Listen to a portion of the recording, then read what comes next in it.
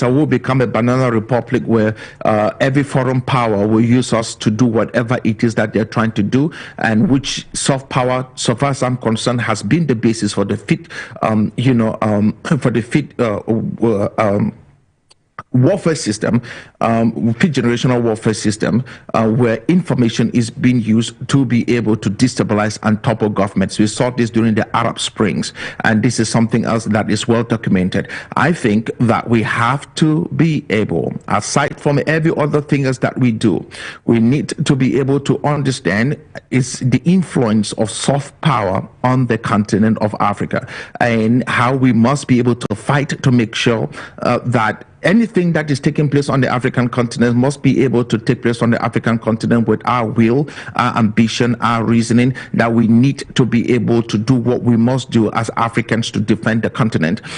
In the areas of having a unique currency, I think you mentioned that, in the areas of us having a unique currency on the continent of Africa, I think that it's time for us to have a unique currency on the continent of Africa. And even if that currency is not supposed to be used by every country on the African continent, if is also going to be used as what euro is to the EU, I think that that will make tremendous sense. Reasons being that then we can now be able to have one currency that will be able to help all countries on the African continent set up their own monetary and fiscal policies in such a way that it will be so strong, so that this super currency that will be over these local currencies will be able to hold its ground, so that we don't have the issues of inflation in one country affecting the currency in another country. So we have to be able to make sure that we have this super currency and use that currency on the continent of Africa to settle our debts. That will facilitate trade, so that somebody who is in a place like Ghana selling something to somebody in a place like Goma, all right, will not have to use the dollar to settle up the debts. They can just use this currency to settle up the debts, because it will be local to the region or to the continent. So I think that that is of great importance if we can do that. Exactly, and that is going to go push the African continent forward.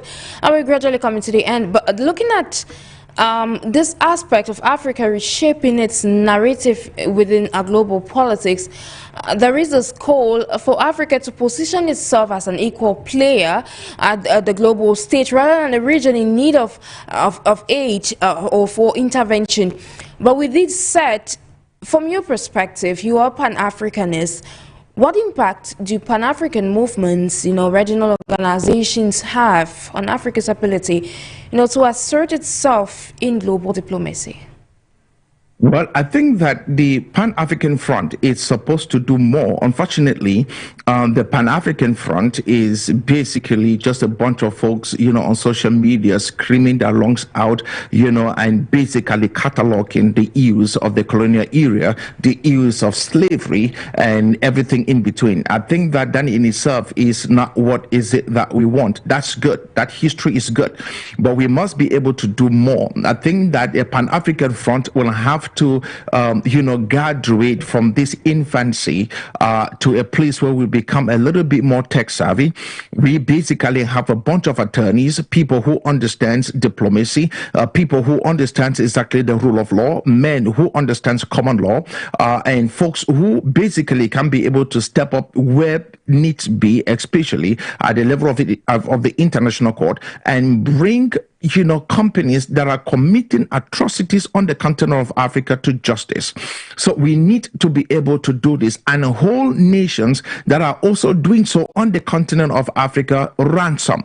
Absolutely, so that they can be able to pay or basically restitute for the crimes that they are committed or they have committed on the continent of Africa or still committing on the continent of Africa. So that is the kind of Pan-Africanism that we want.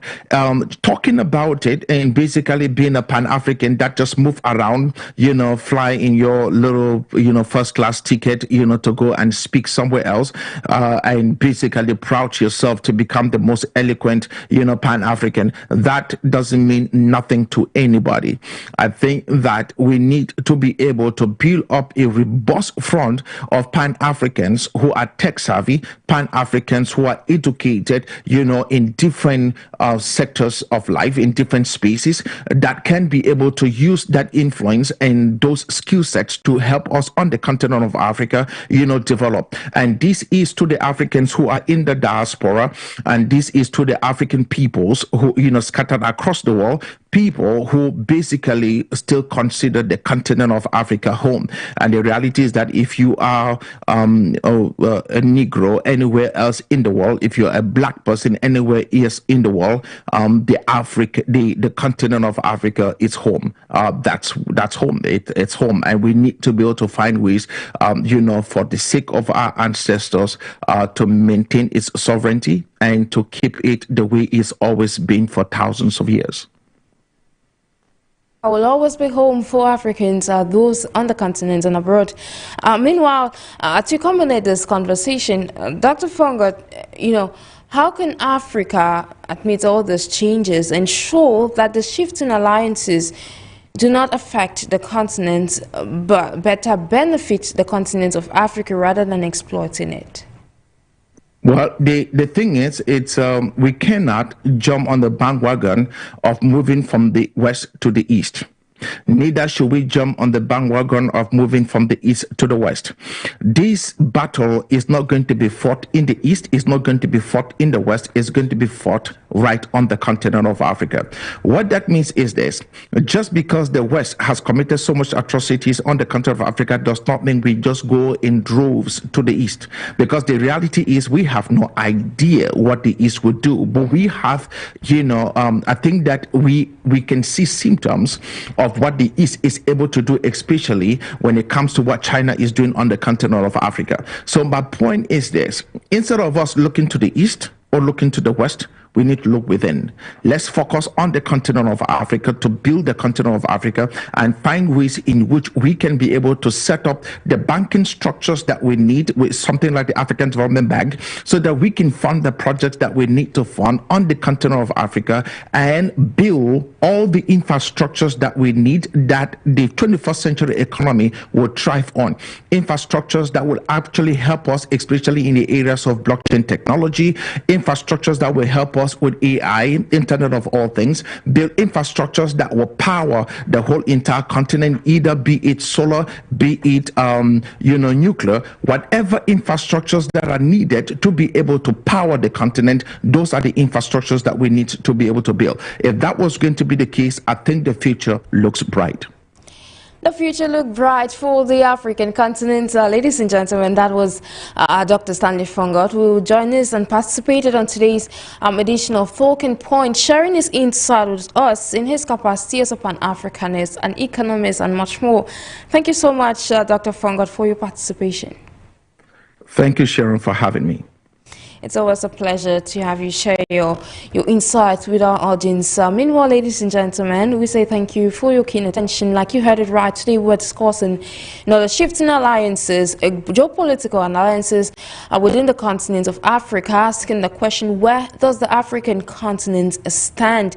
And of course, that boils down to reiterating that Africa, you have the position, you have, the time, and of course the priority to be able to put yourself first. And this is a call for Africans to be able to take part in the changing times on the African continent. Meanwhile, we believe you enjoyed today's conversation. Thank you for watching. Thank you for listening, and to stay in company of our numerous programs.